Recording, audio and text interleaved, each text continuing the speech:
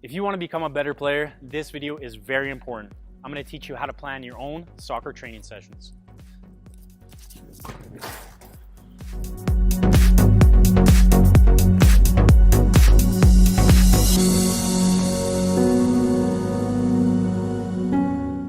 If you're looking for training drills and skills, go to my channel. There's tons of videos on that.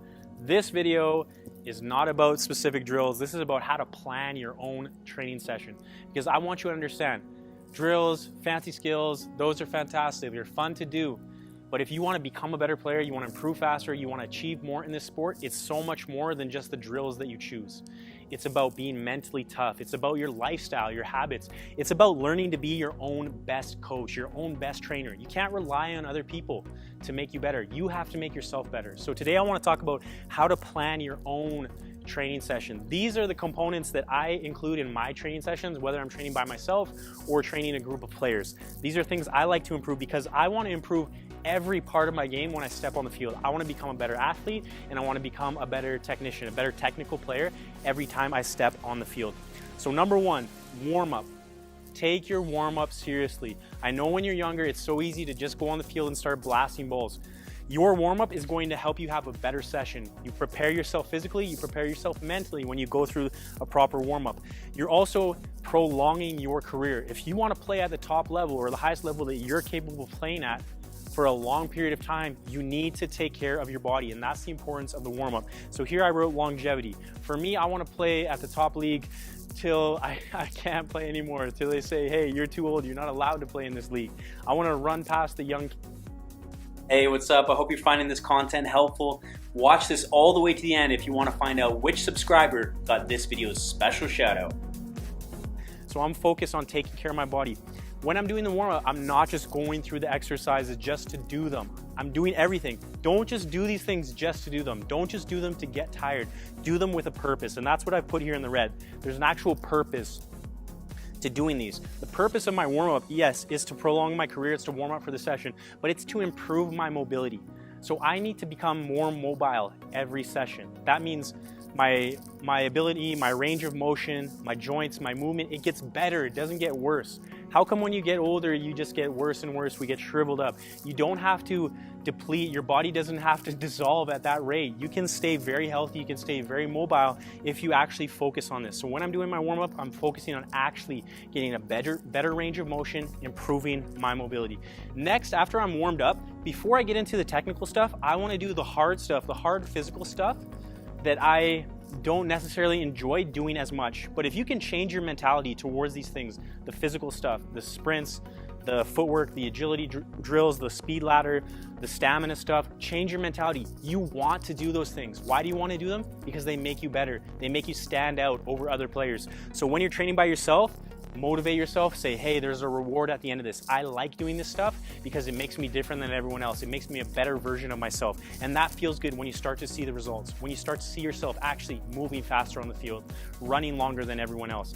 That's motivating. So hold on to those feelings, put it back into your training, self-motivate yourself. When you're with your teammates in a practice and your coach says, hey, do 20 push-ups, or you guys have to do 2 laps or do 10 sprints, and everyone else says, oh, I don't want to do that.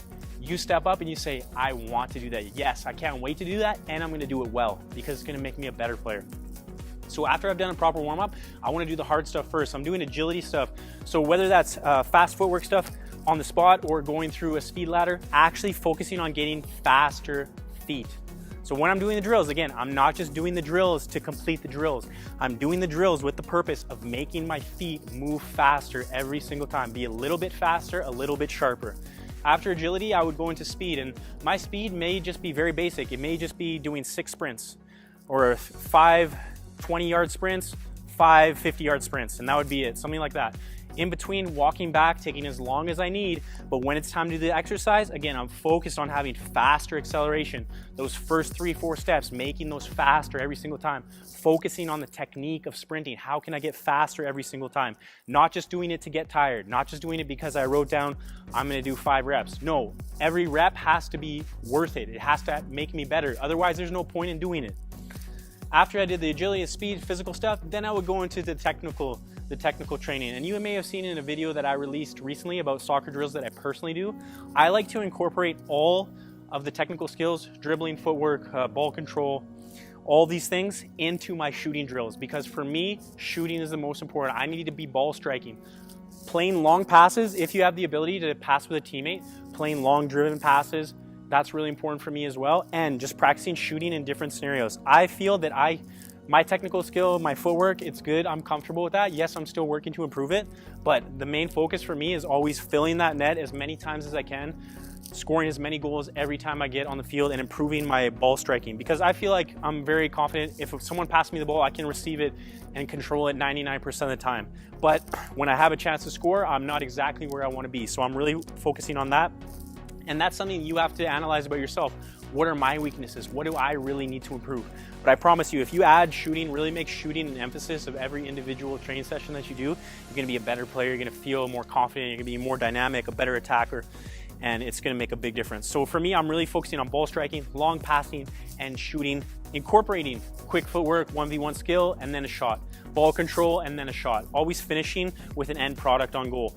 And also crossing and finishing, providing service, giving good through balls, giving good crosses. That's something that I would work on if I had teammates. If I was doing individual train session, usually just end with shooting. Then at the end, I would do some stamina. So I don't want you to think that you need to do a beep test at the end of every session. If you're doing this properly with intensity, taking rest when you need rest, but when it's time to work, you're working, you're putting in the work, you're gonna get the stamina from all this other stuff. So you don't necessarily have to focus on that. You don't have to do a beep test at the end of your practice. You don't have to do 20 laps. Maybe you just wanna do a few sprints or like a few full fields there and back, getting yourself to a point where you feel uncomfortable and pushing a little bit past it. But I don't want you to burn yourself out, because, excuse me, training is extremely important. I need to get better every day, but I can't just come to the training field and beat myself up every time. If every day I'm a little more sore, I'm a little more tired, I'm a little more fatigued, I'm a little more mentally drained, I'm not gonna be able to continue at this rate. I have to train in a way that's very smart. So I wanna do stamina, but I need to listen to my body, and I need to say, is that enough?